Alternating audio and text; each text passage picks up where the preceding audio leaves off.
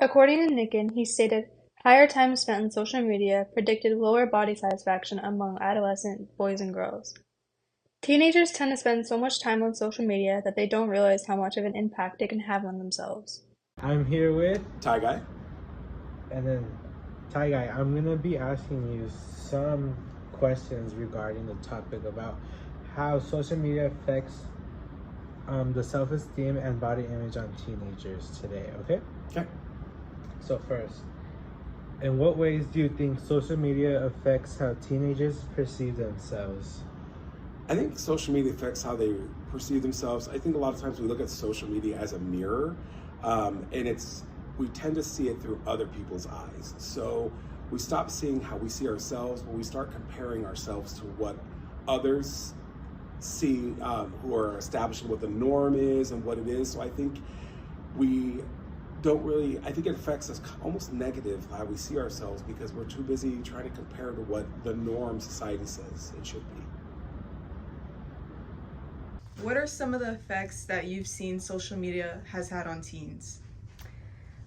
So what I've seen of the effect that social media has on teens is twofold. The first being that it has caused kind of an unhealthy attachment to the phone because people are afraid of missing the most recent post or any incoming messages that come through on social media. So they will sometimes use their phone as a crutch and at inappropriate times. And then the other thing I've seen is a huge comparison of the student's life or the teenager's life to other things that they're seeing on social media. So they're comparing their lives to, sometimes the post that they see, which may not always be an accurate depiction of the other person's life, but they feel like they're not up to par with the other people they see on social media.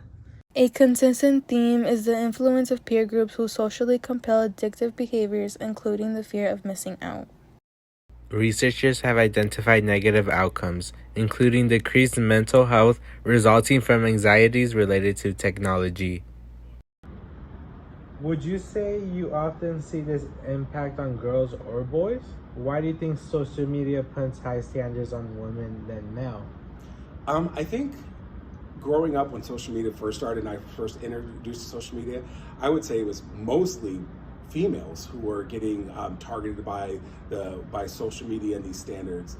I think now that the time has changed, I think it's actually targets both males and females. But still, we live in a society that I think it affects females the most. And I think it's because that society has put on females and women that they're supposed to be beautiful, they're supposed to be held to a certain standard. And I think that that's why it's held to them more because, you're supposed to have the best eyelashes, the best hair, the best clothes, the best makeup, the best body image, everything else. And I think that's put on female more than males. Even though men are, they still have that image, they're still trying to keep up with it and trying to keep up the image. But I think because society puts so much of a weight on that women need to be beautiful to be successful, and that's what makes them successful, and that's what makes them smart, or like that, based on just image, just based on outward appearance, I think that's why it affects female more than males.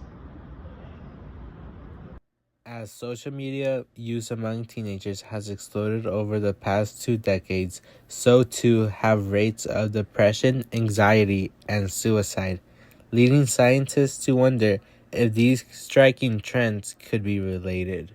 Some have suggested that social media may have an indirect effect on happiness by displacing other activities, like in-person interactions, exercise, or sleep, that are crucial for mental and physical health.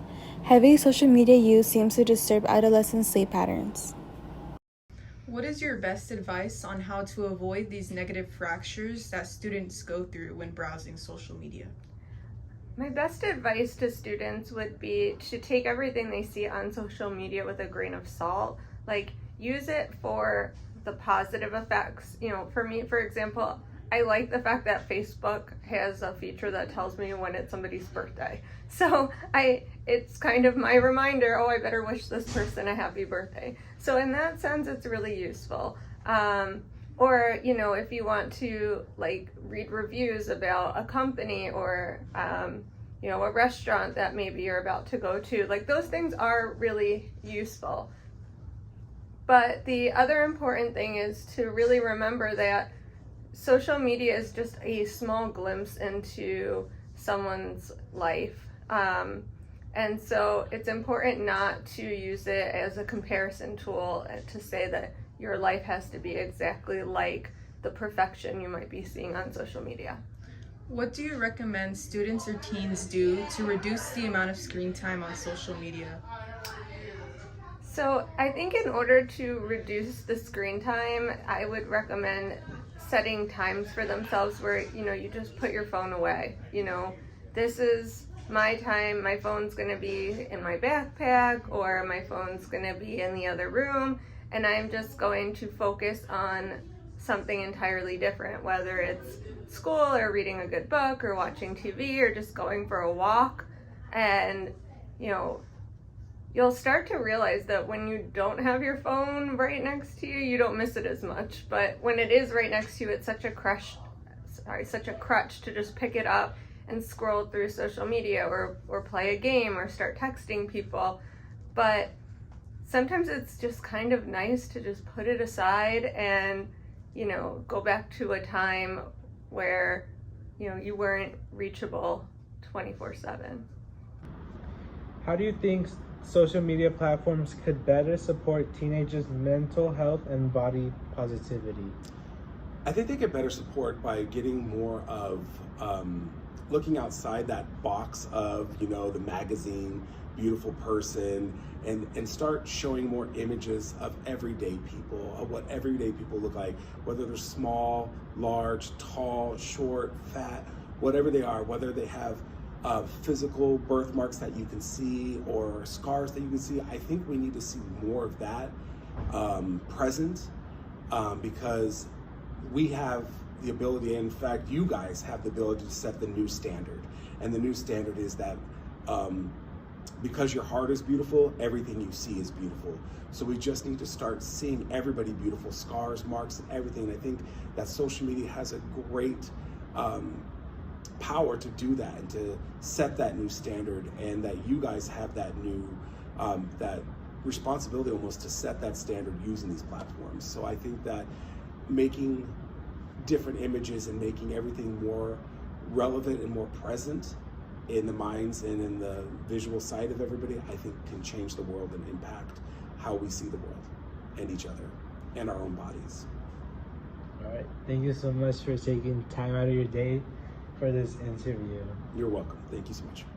Trust people, not pictures. Finally, don't rely on social media to let you know how your child is really doing. They may post smiling selfies all day long, but if they seem unhappy or sound unhappy on the phone, don't let it go. Make sure they know it's safe to talk to you by encouraging them to share their feelings and supporting them with what they do. Reassure them that you are proud of them for reaching out.